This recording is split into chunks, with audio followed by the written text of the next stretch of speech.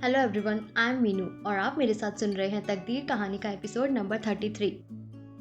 आस्था और समीर ने अपनी रिलेशनशिप खुलकर एंजॉय की थी, लेकिन कहते हैं ना, सच्चा प्यार थोड़ी ना आसानी से मिलता है। एक दिन समीर अपने दोस्तों के साथ अपने अपार्टमेंट में पार्टी एंजॉय कर रहा था। समीर जब स्टडी कर रहा था तब उसने अपने लिए एक अपार्टमेंट खरीदा था। वहां से उसकी यूनिवर्सिटी भी नजदीक पड़ती थी। सिद्धार्थ और अमित के सिवाय कोई नहीं जानता था समीर असल में कौन था। सिद्धार्थ, अमित और समीर तीनों चाइल्डहुड फ्रेंड्स थे। तीनों ने अपनी स्कूलिंग इटली में ही की थी। आस्था को भी नहीं पता था समीर कौन था असल में। जिस दिन समीर उसे अपने साथ अपने विला हेल के लिए लेकर जा रहा था और जब समीर ने कार में आते हुए अपना मास्क हटाया था, तब उसे पता चला समीर ही मिस्टर राठौर है। सिद्धार्थ समीर को बोलता है, ब्रो, तुझे तो हमें ट्रिपल पार्टी देनी चाहिए। पहली, तू इतनी कम उम्र में माफिया बॉस जो बनने वाला है, और दूसरी, जल्दी ही आदित्य अंकल तुझे कंपनी हैंडओवर करने वाले हैं। और तीसरी। इतने में ही समीर के फोन पर कॉल आया। समीर अपने फोन की स्क्रीन की तरफ देखता है तो उसके फेस पर एक स्माइल आ जाती है। समीर कॉल रिसीव करता है। स्वीटहार्ट, तुम अब तक सोई नहीं? समीर, मुझे तुम्हें एक बहुत जरूरी बात बतानी है। तुम वो सुनकर बहुत खुश हो जाओगे। तुम्हारी आवाज से साफ महसूस हो रहा है। बताओ क्या बात है? समीर, तुम। इतने में समीर के अपार्टमेंट का डोर नॉक होता है। आस्था, तुम 5 मिनट वेट करो, मैं अभी आता हूँ। समीर फोन को म्यूट पर करना भूल जाता है। आस्था भी ऐसे ही समीर का वेट करने लगती है। सिद्धार्थ बोला, आस्था और समीर एक साथ कितने अच्छे लगते हैं ना? हाँ, तूने बिल्कुल सही कहा। लेकिन हमारा हीरो समीर उस दिन बहुत बड़ी गलती करने वाला था। वो तो अच्छा हुआ मैंने उस दिन किसी लड़की को हायर करके उसके रूम में नहीं भेजा, नहीं तो समीर कभी आस्था को प्रपोज नहीं कर पाता। यू आर राइट, ड्रग्स के नशे में ही तो सही, उसने प्रपोज तो किया।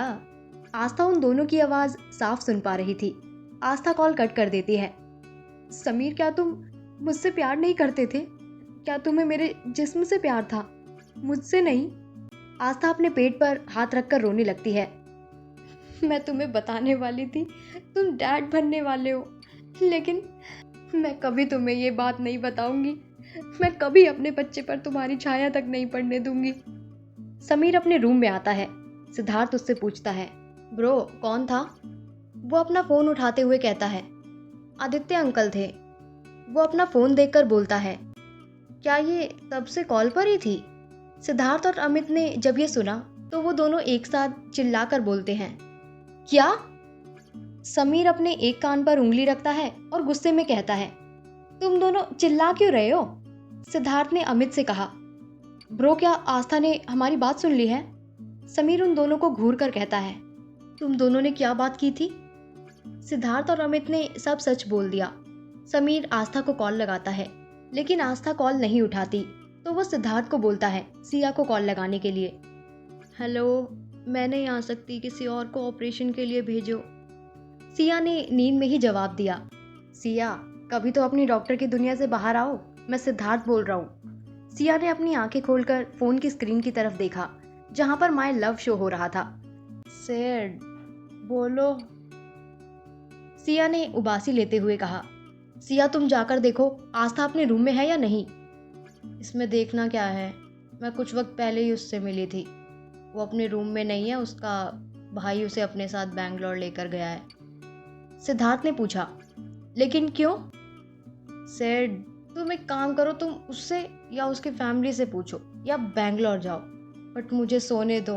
कल रात से हॉस्पिटल में थी और अब घर आई हूँ, और अब तुम मुझे सोने नहीं दे रहे हो।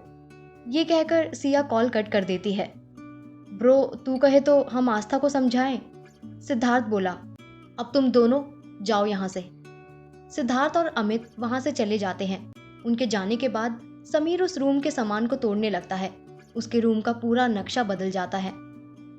2 दिन बाद आस्था, निशिता जी, अथर्व और मिस्टर सिंघानिया बैठकर डिनर कर रहे थे। आस्था को कुछ अच्छा फील नहीं हो रहा था, इसलिए वो डिनर बिना किए ऊपर अपने कमरे में चली जाती है। रूम में आते ही वो बाथरूम चली जाती है और उसे लगातार वॉमिटिंग होने लगती है। कुछ वक्त बाद जब उसकी वॉमिटिंग रुक जाती है तो वो बाथरूम से बाहर निकलती है, लेकिन वो बाहर निकलती है तो वो देखती है बाहर निशिता जी खड़ी थी। आस्था कुछ कहती उससे पहले निशिता जी बोली, आस्था, सच सच बता, तू क्यों दिल्ली से वापस आ गई? मम्मा बताया तो था, एग्जाम की प्रिपरेशन के लिए आई हूँ। निशिता जी कुछ नहीं कहती और वहाँ से चली जाती है। कुछ टाइम बाद वो अपने साथ फैमिली डॉक्टर को लेकर आती है। डॉक्टर उन्हें आस्था की प्रेगनेंसी के बारे में बताती है। निशिता जी ने आस्था को बहुत समझाया, लेकिन आस्था ने अपना अबॉर्शन नहीं करवाया। समीर को अपनी माफिया की मीटिंग की वजह से उसी दिन इटली जाना पड़ा, इसलिए वो चाहकर भी आस्था से नहीं मिल पाया। आस्था के एग्जाम के बाद वो निशिता जी के साथ यूएसए चली गई। ऐसा नहीं था कि समीर ने उसे कांटेक्ट नहीं किया। उसने बहुत बार आस्था को कॉल लगाया। अपने आदमियों से उसकी हर छोटी से छोटी इंफॉर्मेशन लेता था वो, लेकिन उसे आस्था की प्रेगनेंसी के बारे में पता नहीं चला। जब उसे पता चला आस्था यूएसए जाने वाली है, तो वो उसे कॉल लगाता है। पहले आस्था ने उसके कॉल को इग्नोर किया, लेकिन बाद में उसने उसकी कॉल को रिसीव कर लिया। समीर, तुम मुझे क्यों कॉल कर रहे हो? आज के बाद मुझे कभी कॉल मत करना, नहीं तो मैं अपनी जान ले लूंगी। ये कहकर आस्था कॉल कट कर देती है। आस्था, मेरी बात तो सुनो। आस्था की प्रेगनेंसी में निशिता जी ने उसका पूरा ध्यान रखा था। उधर तारा को जब पता चला अपनी प्रेगनेंसी के बारे में, तो उसने अबॉर्शन के बारे में डॉक्टर से बात की, लेकिन डॉक्टर ने उसे साफ कह दिया कि अगर उसने अबॉर्शन किया तो वो कभी मां नहीं बन पाएगी। इसलिए तारा ने अपना अबॉर्शन नहीं करवाया। समीर भी इटली का माफिया बन गया था। ऐसे ही 9 महीने बीत गए। एक दिन रात को आस्था सो रही थी, तभी उसे लेबर पेन स्टार्ट हुआ। मम्मा, मेरा पेट बहुत दर्द कर रहा है। निशिता जी उसे हॉस्पिटल लेकर जाती है। कुछ घंटे बाद आस्था को एक बेबी हो जाता है। डॉक्टर हेजल को आस्था को दिखाती है।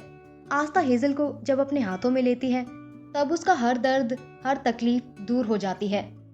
कॉन्ग्रेचुलेशंस, आप माँ बन गई। हमें तो लगा था हम आपके बेबी को नहीं बचा पाएंगे। ऐसे केस में बेबी को बचाना बहुत मुश्किल होता है, लेकिन आपकी बच्ची बहुत स्ट्रांग है। वो डॉक्टर इंडियन थी। आस्था बस एकटक हेजल को देख रही थी। आस्था हेजल के फोरहेड पर किस करके कहती है, baby thank you so much मेरी जिंदगी में आने के लिए। इंदौर में मिस्टर शर्मा की डॉटर्स के बारे में कुछ पता चला? चेतन बोलता है, मिस्टर राठौर, रूही के बारे में अब तक कुछ पता नहीं चला है, मगर उनकी छोटी बहन तारा फिलहाल प्रेग्नेंट थी, लेकिन वो अपनी बच्ची को हॉस्पिटल में छोड़कर चली गई और उसके एक्स बॉयफ्रेंड संजय ने उस बच्ची को ऑर्फनेज में छोड़ दिया। ओके, तारा को मेरे पास लाने का एक ही तरीका है, वो बच्ची।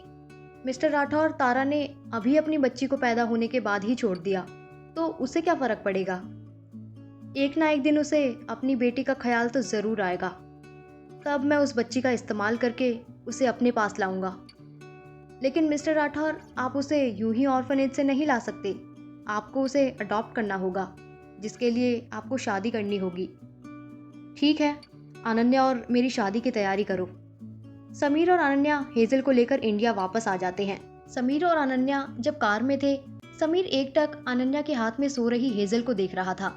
समीर अपने मन में सोचता है, पता नहीं इसकी किस्मत में क्या लिखा है। 9 महीने किसी ने इसे अपनी कोख में रखा और ऊपर वाले ने इसे मेरे पास भेज दिया। क्या मैंने ठीक किया इसे अपने साथ लाकर? उधर हॉस्पिटल में आस्था ने नाइफ अपनी कलाई पर रखा था। आस्था प्लीज, नाइफ को नीचे रख दे, तुझे लग जाएगी। मुझे मेरी बच्ची वापस चाहिए। डॉक्टर्स उसे समझाने की कोशिश करते हैं, लेकिन आस्था उन सब की बात नहीं सुनती। आस्था, तेरी बच्ची की डेथ हो गई है। मेरी बच्ची को कुछ नहीं हुआ है, वो बिल्कुल ठीक थी। मैंने उसे अपनी गोद में लिया था। वो डॉक्टर बोलती है, आस्था बात को समझो, तुम्हारी बच्ची बहुत वीक थी, इसलिए पैदा होने के कुछ वक्त बाद उसकी डेथ हो गई। नहीं, मैंने मेरी बच्ची को गोद में लिया था, वो बिल्कुल ठीक थी। आप सब मुझसे झूठ बोल रहे हैं, मुझे कुछ नहीं पता, मुझे मेरी बेटी वापस चाहिए। आप सबको क्या लगता है, क्या आस्था ने समीर को नहीं बताकर गलती की, या गलती समीर की थी? कहानी में आगे क्या होगा जानने के लिए सुनते रहिए कहानी के आने वाले एपिसोड्स। Thank you.